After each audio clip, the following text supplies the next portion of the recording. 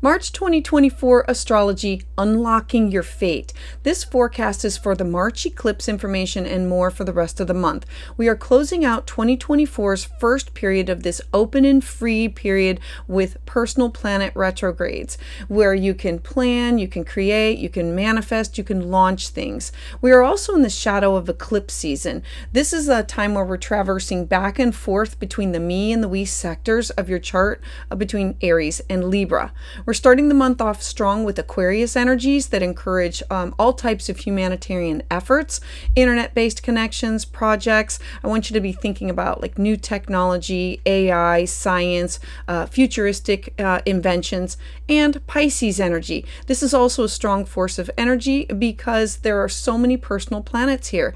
So you're going to be feeling the other energy of other people. It's like feeling other people's feels. And we will all have this high emotion, this compassion, and this intuition at this time period. Hi, I'm your astrologer, Patricia Tate, and this is your March 2024 monthly astrology forecast. To get updates as soon as they're released, please subscribe. Now let's dive in. So for Gemini Sun and Gemini Rising, the Aquarius energy that we talked about is in your 9th house of foreign people, places, things, travel, exploration, publishing, legal matters, and all of that is science, technology, and using these cross-cultural experiences to expand this area of your life. Now, the Pisces energy, like it's the Pisces puddle, it's watery, it's intuitive.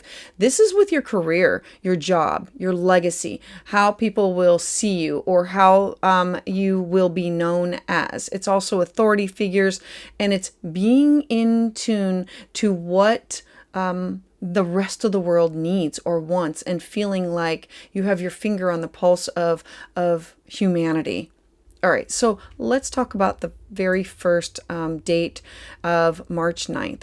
On March 9th, we have Mars square Uranus. This is really big. Mars is the planet of fire, passion, aggression, drive. Uranus is in your 12th house.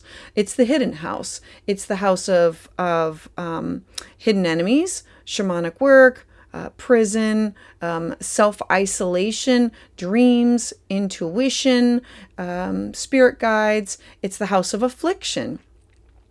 And it's also, I want you to think of like shadow work and past lives or generational trauma are here.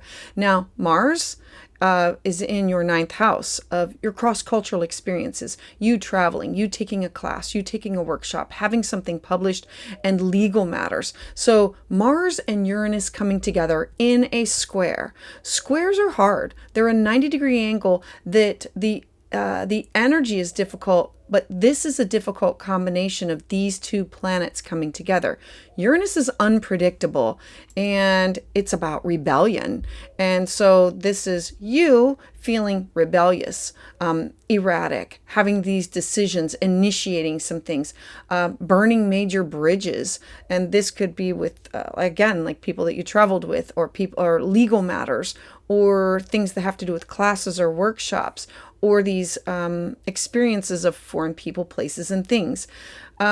You saying or doing something that you could regret later, and having this impatience and your irritability literally surge. Remember that at this time, everybody's going to experience this square. This is the area where you are going to experience it. So you cannot expect nobody else to come to the table for the argument, because everybody's coming to the table for the argument. This could lead to unexpected fights and arguments. Now, at the same time, we have Mercury entering into Aries. So Mercury is your thoughts, your ideas, your communication. It is moving into your 11th house of your hopes, your wishes, your dreams, your goals, feeling like somebody else is treading upon those things. Now, when Mercury moves into Aries, you're going to find that the way that you are communicating with fire and passion and drive, it's going to be quick communication, quick comebacks, expressing more fire and passion, and you you are going to want to take action and express yourself right away.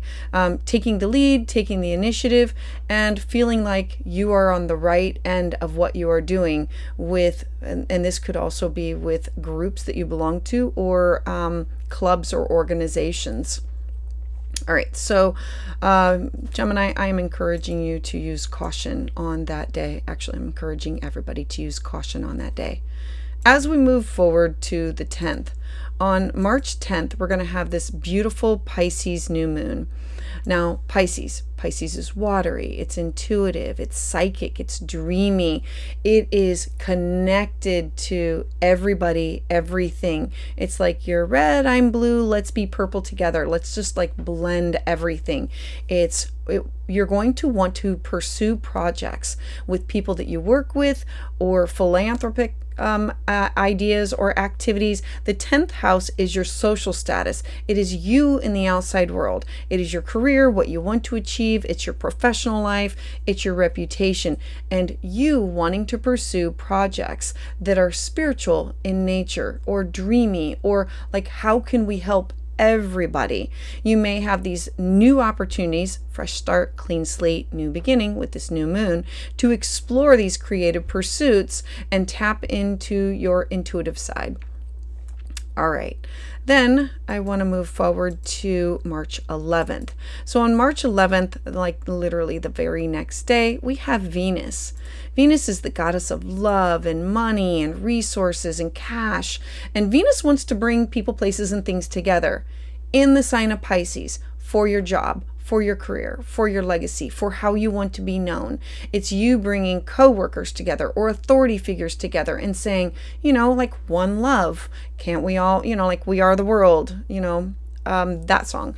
And so this is you focusing on love, relationships, wanting everything to be like seriously romantic, coming from a place of heartfelt. This could be you focusing on somebody that you work with, and then having those pitter-patter of your heart moments of feeling of this connection to those people, or feeling more connected to them, being gentle with others, having these daily interactions where you're doing things out of love and compassion. All right, then as we move forward to the 19th, I love the 19th because this is our astrological new year. We have March 19th, where the sun moves into the sign of Aries. And for you, this is a brand new year, brand new beginning. The sun is entering into your area of life, of your hopes, your dreams, your goals. Where do you want to volunteer? What mark do you want to leave on society? You're going to have this high energy. It's going to have drive, passion, excitement. You're going to be like, have this fire in your belly of, it's time to initiate. It's time for you to get out and start something. This is going to be a time for you that you're going to be focused on truly, what do you want to take initiative of? Where do you want to move forward with? Taking the lead and pushing forward with, who do you want to align with in order to get to where you want to be for your job or your career? Or what do you want to volunteer for? Or who do you want to connect with, with people that you have these shared beliefs with? Then we have on March 22nd, Mars is going to enter into the sign of Pisces, joining that beautiful Pisces puddle in the top, at the top of your chart, in the watery sign. So Mars is fire and Pisces is water. And so together, Mars has to work a little bit harder because Mars wants to be the warrior. Mars wants to initiate, and Pisces makes it soft and dreamy and malleable. And it's about focusing on the spiritual and creative pursuits of, what do you want to be known for your job, your career? What do you want to initiate? Doing something that you're following your dreams, you're following your intuition at this time. And it's, I have to follow my passion, my desires. I have to initiate these things. All right, then on March 25th, we are going to have a beautiful lunar eclipse. Now, The lunar eclipse is going to be in your 5th house of fun, joy, pleasure, creativity, children, affairs. Like, it's love affairs. It's where we take risks. It's where we connect with other people, or we pursue passions that bring us pleasure. And so a lunar eclipse in this house, eclipses, they bring about quick, hard and fast changes of shutting a door to one chapter of our life, and then with culminations or endings. And this is going to have something to do with relationships. This could be with your children moving out of the house, your children getting married. This could be the end of a relationship that with a love affair. It doesn't necessarily have to be like ending on a bad note. It could be we're ending this and we're now going to take it to a different level of, we're not going to be lovers. We're going to get married. We're going to make this happen. Or it could literally mean we've gone as far as we can in this relationship. There could be an ending to projects, activities, anything that involves art, music, creativity, something that you had started, and now that there's this ending to it. Remember that all major endings have these exciting new beginnings, these fresh starts, these clean slates. And so the sun in your 11th house of these are your dreams, these are your goals, an ending in your 5th house can say, I am going to end this bad habit. I'm not saying it's a bad habit, sorry. End this habit of gambling. I'm going to end some things that have to do with investments, or this could be an ending to a career. Maybe you used to enjoy sports and you got hurt, and so now you have to say, now what? How can I take this to a new level? We can't do, we don't live forever in the body that we're in. And so endings in this area are endings the way that they used to be, and how do I adapt to the new as I move forward. So, Gemini, I would love to hear your thoughts about this in the comments below. Please join me Tuesdays live at 6 p.m. Eastern Standard Time, where I offer new moon and full moon astrology consultations. For a private consultation, you can schedule that at willowgracemystik.com. And to get updates as soon as they're released, please subscribe.